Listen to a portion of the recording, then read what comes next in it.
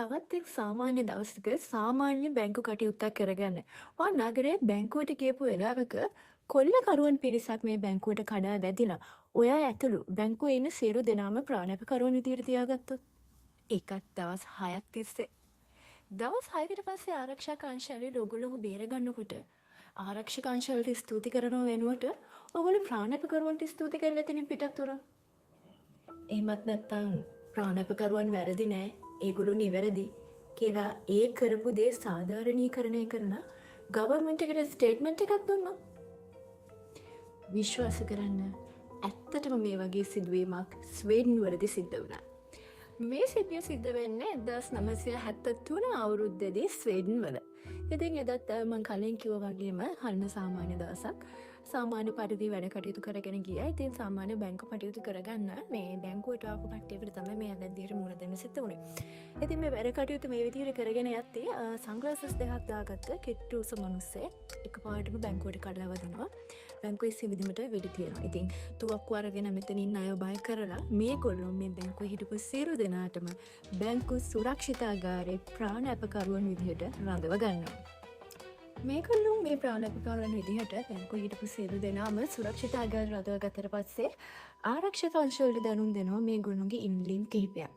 ඒ තමයි මුදලින් මිලියන 3ක්, තුවක්කු 2ක්, ගෙටවේ කායකක් සහ මේ වෙද්දි හිරබාරයේ සිටින ඔවුන්ගේ මිතුරෙක්ව නිදහස් කරන්න කියන ඉල්ලීම. මෙන්න මේ දේවල් ලබා දෙනකන් මේ ප්‍රාණපකරුවන් කිසිම කෙනෙක්ට බැංකු සුරක්ෂිතාගාරයෙන් එළියට යන්න දෙන්නේ නැහැ කියලා දැඩිවම මේ කොල්ලකරුවන් ආරක්ෂක අංශවලට කිව්වා. මේ ඉල්ලීම් ලබා දෙනකන් කිසිම කෙනෙක්ට එළියට යන්න දෙන්නේ නැහැ කියලා කිව්වට පස්සේ මේ බැංකුවට මුලින්ම එතුණු වෙලා වෙඩි තිබ්බ පුද්ගලයා. ඔහු නම ඔල්සන්. මොහු මෙහි හිටපු සියලුම ප්‍රාණපකරුවන් සමගම ඉතාම සුහදව කතා කරන්න පෙළඹුණා. ඇත්තම කිව්වොත් ඔහු ඔවුන්ව කම්ෆර්ට් කරා. කාරුණික වුණා. මේ ප්‍රශ්නේ ගැන ඍජුවම කතා කරා. ඔවුන් කෙනෙම කිව්වේ බය වෙන්න එපා. අපි ඔයගොල්ලන්ට කිසිම හානියක් කරදරයක් කරන්නේ නැහැ. අපි පොඩි ඉල්ලීම් කිහිපයක් තියෙනවා. මේ දේවල් ඉෂ්ට කරගන්නකම් විතරයි අපි ඔයගොල්ලන්ම තියාගන්නේ. අපේ ඔයගොල්ලන්ට කිසිම හානියක් වෙන්නේ නැහැ කියලා. ඉතින් මේ කොල්ලකරුවන් යටතට පත් වෙලා ඉතාමත් බයෙන් ගෙයි හිටපු මේ ප්‍රාණපකරුවන් සියලු දෙනාම කාරුණික වදන් වලින් ආස්වාසන්නට මේ ඕල්සන්ට පුළුවන් වුණා. ඉතින් ඒ අතින් මම හරිම දක්ෂේ. ඉතින් මේ වෝල්ට් එක ඇතුලේ ඊරේරියක් දකින්න තිබ්බේ නැහැ. වෙලාවක් දකින්න තිබ්බේ නැහැ. අඩුම තරමේ මේ ගෙවෙන්නේ රෑද දවල්ද කියලා ඇතුලේ ඉන්න කිසිම කෙනෙක්ට කිසිම අදහසක් තිබුණේ නැහැ. හිතන්න පුළුවන්ද? ඒ වගේ දවස් 6ක් ගෙවන්න වුණා. මේ දවස් 6 ගෙවෙන්නේ කරේ මේ කොල්ලකරුවන් බැංකුවේ සිටින සියලුම දෙනා ප්‍රාණපකරුවන් බවට පත් කරගත්ත පළවෙනි දවසේම පැය කිහිපයකට පස්සේ හරි අපූර්ව සිදුවීමක් සිදු වෙනවා. ඉතින් මේ ඒගොල්ලෝ ඉල්ලපු ඉල්ලීම් වලින් එක ඉල්ලීමක් ඉටු කරන්න ආරක්ෂක අංශ එකඟ වෙනවා. එදා ඒ මොහොතේම. ඒ තමයි හිරබාරයේ සිටින ඔවුන්ගේ මිතුරා. ඔහු නම ක්ලාක්. ඔහුව නිදහස් කරලා මේ වෝල්ට් එකටම ආරක්ෂක අංශ වලින් ගෙනත් ඇරලා. මෙතනින් පස්සේ තමයි කතාව ගොඩක් දුරට වෙනස් වෙන්නේ. මේ ක්ලාක් කියන පුද්ගලයා බැංකු සුරක්ෂිතාගාරයට ආවට පස්සේ කතාව තව දුරටත් ආකර්ශනීය වෙනවා. මොකද මොහු ඉතාමත් කඩවසම් ආකර්ශනීය පෙනුමක් තිබ්බ ගොඩක් රිලැක්ස් එකේ කොන්ෆිඩන්ට් එකේ හොඳ පර්සනැලිටි එකක් තිබ්බ කෙනෙක්. මේ ක්ලාක් කියන පුද්ගලයා ආවට පස්සේ මේකේ ඉන්න සියලුම ප්‍රාණපකරුවන්ට ඔහු පවුලේ කෙනෙක් විදිහට තමයි සලකන්නේ. ඔවුන් එක්ක විහිළු කරනවා, දවසේදී කතා කරනවා, ආදී වගේ තොරතුරු කතා කරනවා. ඉතින් පවුලේ හිත මිතුරෙක් විදිහට ක්ලාක් කියන පුද්ගලයා මේ ප්‍රාණපකරුවන් එක ඉතාමත් හිතවත් වෙනවා. ඇත්තම කිව්වොත් ඒ වෙනකොට මේ ප්‍රාණපකරුවන්ට තේරුනේ නැහැ ඔවුන් ඉන්නේ කොල්ලකරුවන් යටතේ ජීවිත අවදානමක කියලා. ඒ තරමටම මේ කතාව කනපිට ගහනවා. බැංකුව ඇතුලේ පාලනය මේ වෙද්දී 100%ක්ම කොල්ලකරුවන් යටතට පත් වෙනකොට බැංකුව එළිය තත්ත්වය නම් ඒ තරම් සාමකාමී වුණේ නැහැ. මොකද පොලිසිය ඇතුළු ආරක්ෂක අංශය සියලුම දෙනා මේ හින ප්‍රාණපකරුවන් කිසිම කරදරයක් නැතුව එළියට ගන්නේ කොහොමද කියලා සැලැස්මක් හදන ගමන් තමයි හිටියේ. ඉතින් මේ අතරදී හරි අපූර්ව සිදුවීමක් සිද්ධ වෙනවා. ඒ තමයි මේ බැංකුවට මුලින්ම ඇතුළු වෙච්ච පුද්ගලයා. එහෙම නැත්නම් ඔල්සන්. එක්තරා තැනකදී එක්තරා වෙලාවකදී ඔහුට ඔහුගේ ඉවසීම පොඩ්ඩක් නැති වෙනවා. ඔහු කෑ ගහන්න ගන්නවා. ඉන්න ප්‍රාණපකරුවන් සියලු දෙනාටම වනින්න ගන්නවා. ඇත්තටම ඔවුන් කොල්ලකරුවන්. ඔවුන් ඔයගොල්ලෝව තියාගෙන ඉන්නේ ඔවුන්ගේ ඉල්ලීම් ඉෂ්ට කරගන්න විතරයි. හැබැයි ඔවුන්ට යම් හේකේ අන්තරාවක් අනාරක්ෂිත බවක් දැනුනොත් ඔවුන් මරා දමන්නොත් කිසිම විටකවත් පසුබට වෙන්නේ නැහැ. ඉතින් මේ තත්ත්වය ඇතුළතදී තමයි දෙවනියට මේ වෝල්ට්කට ආපු පුද්ගලයා එහෙම නැත්නම් ක්ලාක් හිරින් නිදහස් කරගත්ත කෙනා. ඔහු ඉතාමත් හොඳින් මේ අවස්ථාව නැත්නම් මේ සිටුේෂන් එක බැලන්ස් කරනවා. හිතට වෙච්ච හැම දෙනාගේම හිත හදනවා, ඔල්සන සංසුන් කරනවා. ආපහු තිබුණටත් වඩා හොඳට වෝල්ට් එක ඇතුළේ තත්ත්වය ඉතාමත් සාමකාමී කරන්න මේ ක්ලාක් කියන පුද්ගලයාට හැකි වෙනවා. මේ විදිහට දින ගෙවිලා ගිහිල්ලා 4 වෙනි දවසේ උදා වෙනකොට පොලිසිය සහ ආරක්ෂක වංශ තීරණය කරනවා මේ සුරක්ෂිතකාරී සිවිලිම සිදුරු කරලා ඇතුළට ඇවිත් මේ ප්‍රාණිකකරුවන් සියලු දෙනාම ආරක්ෂිතව මෙතනින් මුදවා ගන්න. ඒ වගේම මෙහි සිටින ප්‍රාණිකකාරියක් වන ක්‍රිස්ටින් එන්මාක් කියන තැනැත්තියට අවසර ලැබෙනවා අග්‍රාමාත්‍යතුමා සමග දුරකථනයෙන් කතා කරන්න. අග්‍රාමාත්‍යතුමාගේ කටහඬ හරි ස්ථාවරයි. ඔහු කිව්වේ කිසි දෙයකට බය වෙන්න එපා. අපි ඔයගොල්ලෝ සියලු දෙනාම කිසිම කරදරයක් නැතුව මෙතනින් එළියට ගන්නවා. අපිව විශ්වාස කරන්න කියලා. ඔයගොල්ලෝ දන්නවද ක්‍රිස්ටින් මොනවද කිව්වේ කියලා? මම රොබර්ට්ස්ලා විශ්වාස කරනවා.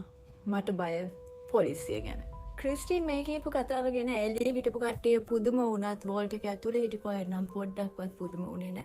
මොකද ඇත්තටම වෝල්ට් එක ඇතුලේ තිබුණේ ඒ වගේ සාමකාමී වාතාවරණයක්. මෙතනින් හැමෝම විශ්වාස කරා මේ මංකොල්ලකරුවන් අපිට කිසිම හානියක් කරදරයක් කරන්නේ නැහැ.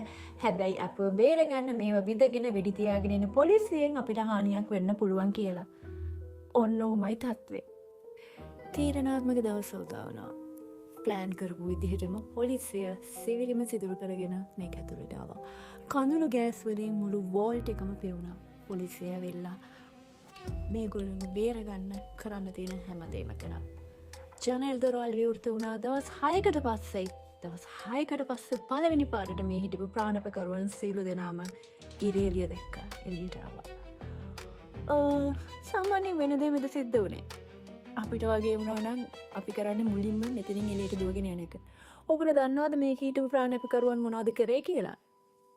නිදහස සොයාගෙන දොරෙන් එළියට යනව වෙනුවට ඒගොල්ලෝම දවස් 6ක් ප්‍රාණපකරුවන් විදිහට රඳවගෙන සිටපු මංකොල්ලකාරයන්ට වැළඳ ගැනීමක් දුන්නා. ගුඩ් බයි කියලා කියන්න. ඔවුන්ට ස්තුති කරන්න. මෙච්චර කාලයක් ඔවුන් පරිස්සමෙන් බලාගත්තට. වැළඳ ගැනීමක් දීලා ආදරෙන් ගුඩ් බයි අපි ආයෙ හමුවෙමු ගොඩක් ස්තුතියි කියලා ගියේ එක්කෙනෙක් දෙන්නෙක් නෙමෙයි. හැමෝම මේ දවස් 6ක් පුරාවටම මේගොල්ලොත් එක්ක බැංකු සුරක්ෂිතාගාරේ හිර වෙලා හිටපු හැමෝම වැළඳ ගැනීමක් දීලා ගොඩක් දුකින් තමයි මේ මංකොල්ලකරුවන්ව මෙතනින් දාලා ගියේ. ඉතින් මේ සිදුවීම ගොඩක් කතා බහට ලක් වුණා ස්වීඩන් වල. කොහොමද මෙහෙම වෙන්නේ? මංකොල්ලකරුවන් පිරිසක් ඔවුන්ට හිර කරගෙන හිටිය දවසක් එළියට යන්න උනේ නැහැ. පවුල් වලට කතා කරන්න උනේ නැහැ. ඇත්තටම ඔවුන් හිටියේ ජීවිත අවදානම්ක. ඒත් ඇයි ඔවුන් මේ තරම් මේ මංකොල්ලකරුවන්ට ආදරය කරන්නේ? ඇයි ඔවුන් මේ තරම් කරුණාවක් දක්වන්නේ? මොකක්ද මේ බැඳීම? ඉතින් මනෝ වෛද්‍යවරයන් මේ ගැන ගොඩාක් දුරට ස්ටඩි කරා. ගොඩක් අධ්‍යයනය කරා. මේගොල්ලොත් එක්ක කතා කරා. මේ සිටුේෂන් එක ඒගොල්ලෝ මුණ දුන දේවල් මංකොල්ලකරුවන් ඒ දවස් 6 ඇතුළතදී මේ පිරිසත් එක්ක කතා කරපු දේවල් හැමදේම අධ්‍යයනය කරලා ඔවුන් එක නිගමනයකට ආවා. ස්ටොක්හෝම් සින්ඩ්‍රෝම්. අහලා තියෙනවද? මේක තමයි ඒ නිගමනය.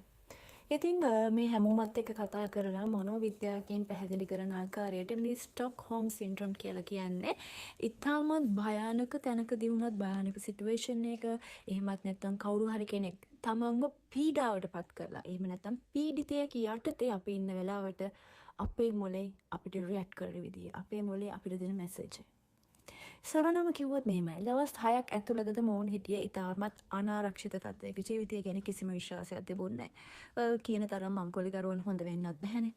මොවුන් හැමදේම කරේ ඔවුන්ගේ ඉල්ලීම් දිනා ගන්න. ඔවුන් ඇත්තටම ඔවුන් පීඩාවට පත් වුණා. රැයක් දවාලක් ගැන දැනුමක් තිබ්බේ නැහැ. ඉරේදියක් දැක්කේ නැහැ.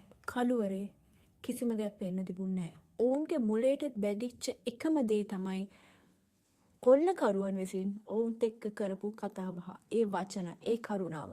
මේ ස්ටොක්හෝම් සින්ඩ්‍රෝම් කියන එක සරලවම පැහැදිලි කළොත් එහෙම පීඩනයක් යටතේ, පීඩිතයෙක් යටතේ අපි හදාගන්න ඉමෝෂනල් බොන්ඩ් එකකට තමයි ස්ටොක්හෝම් සින්ඩ්‍රෝම් කියලා කියන්නේ.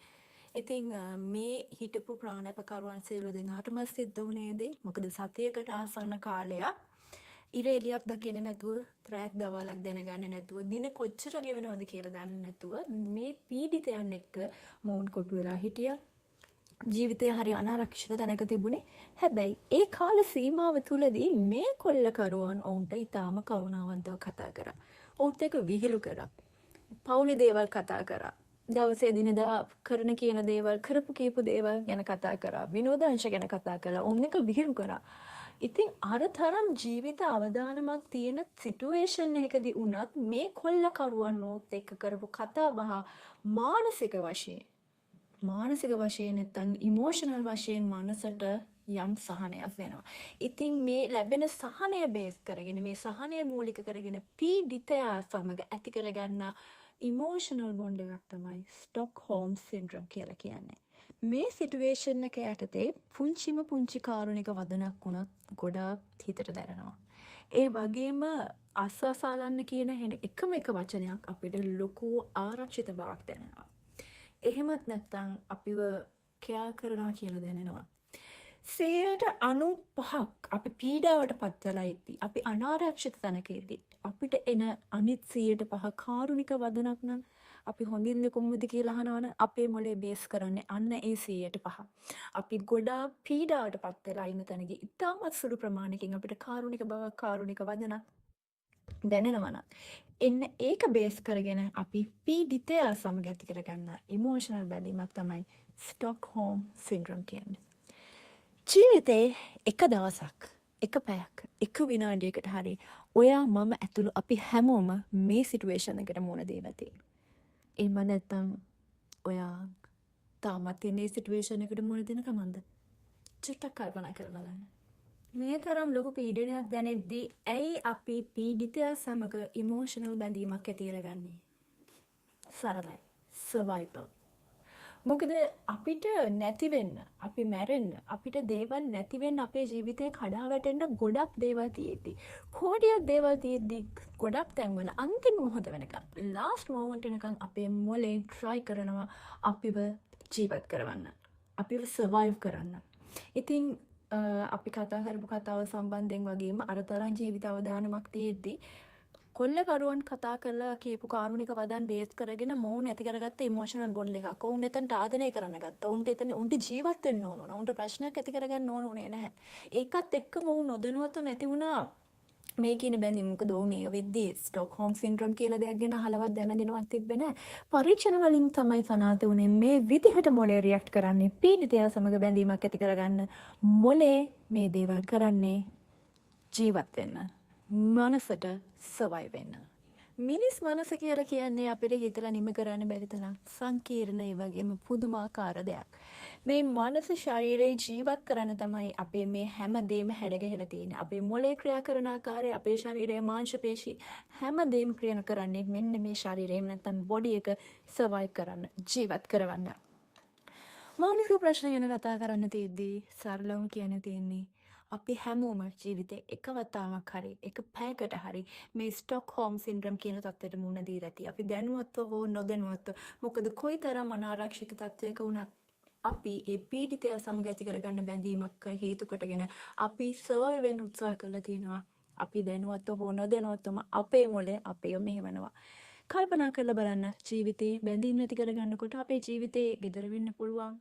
යාළුවෝ වෙන්න පුළුවන්, ආදරය කරන අය වෙන්න පුළුවන්, සැමියා බිරිඳ වෙන්න පුළුවන්. මේ කවුරු හෝ ඇතුළතදී ඔබ තවමත් මේ ස්ටොක්හෝම් සින්ඩ්‍රෝම් කියන තත්ත්වයට මුහුණ දෙමින් ඉන්නවා ඇති. සයිකොලොජි කියන්නේ හරිම පුදුමාකාර දෙයක්.